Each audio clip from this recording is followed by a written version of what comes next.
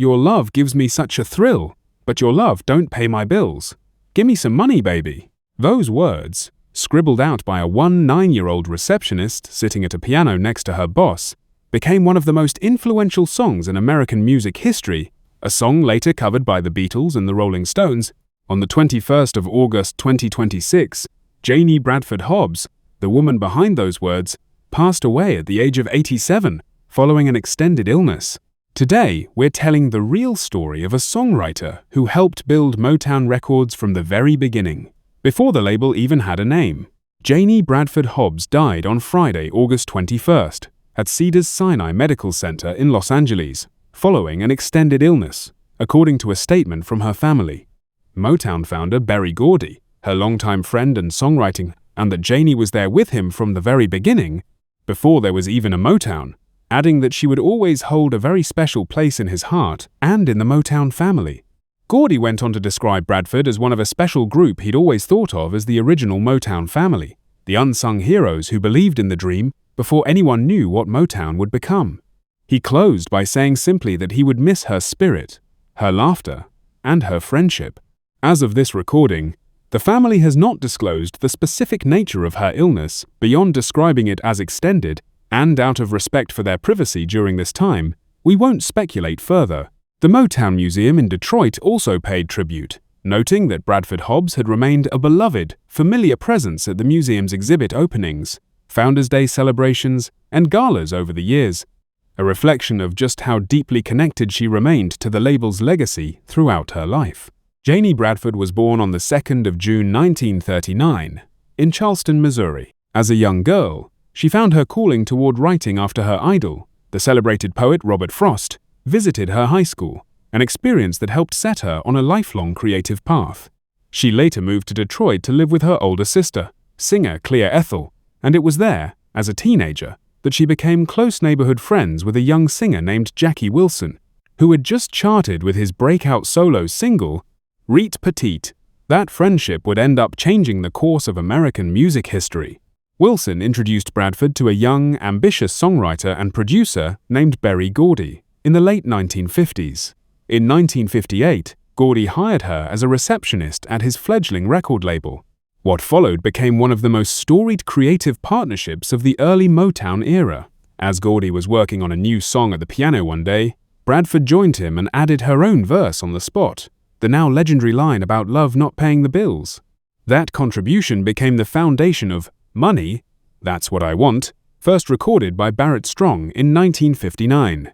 The song became an instant hit, reaching number 23 on the Billboard Hot 100, and helped cement Gordy's Tamla and Motown labels as legitimate hitmakers right from the very start.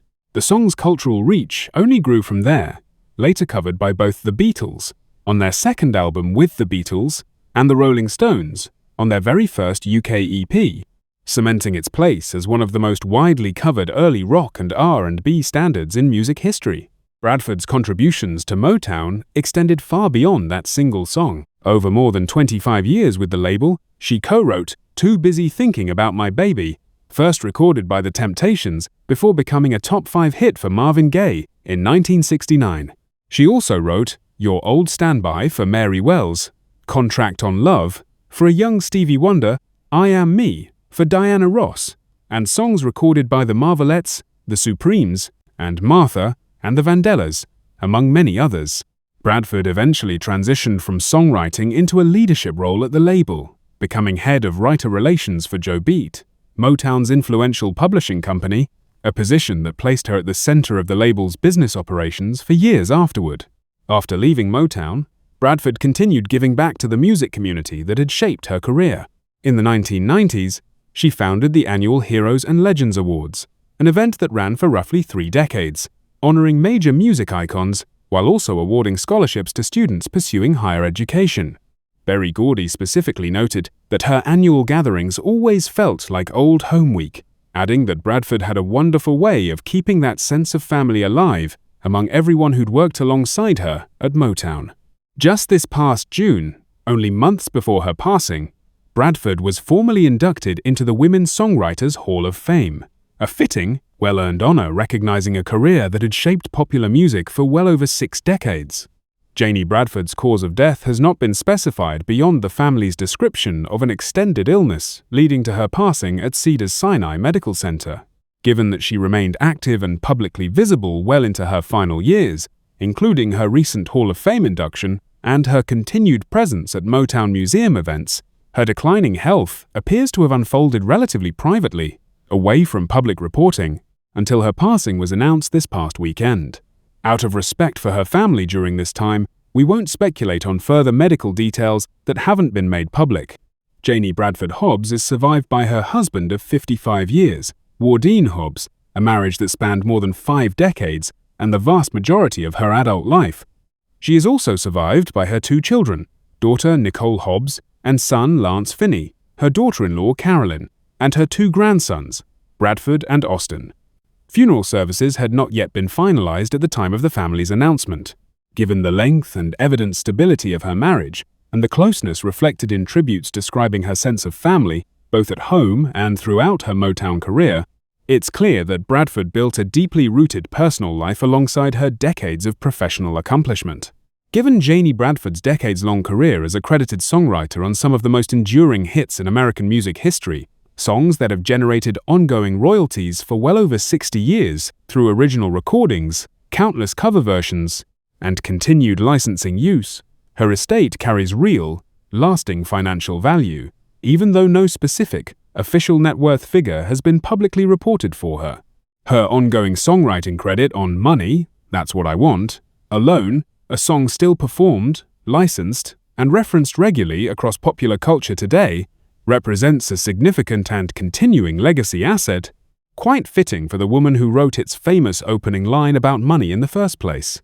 Janie Bradford's story is a powerful reminder that some of the most significant contributions to music history come from unexpected places, in her case, from a 19-year-old receptionist who happened to add the right lyric at exactly the right moment. She helped build an entire music label and genre-defining sound from the ground up, before anyone could have known just how significant Motown would become to American culture. Her decision, later in life, to give back through scholarships and the Heroes and Legends Awards reflects a career defined not just by talent, but by a genuine, lasting commitment to community and mentorship.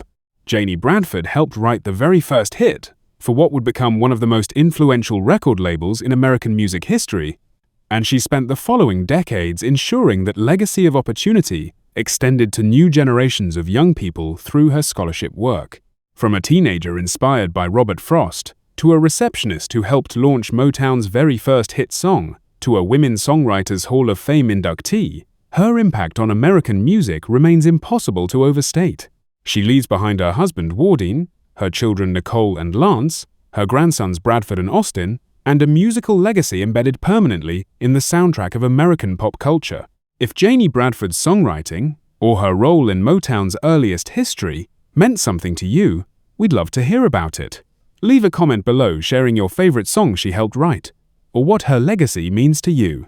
And if you want more respectful, in-depth tributes to the songwriters and musicians who shaped American music, don't forget to subscribe to Your Star Facts.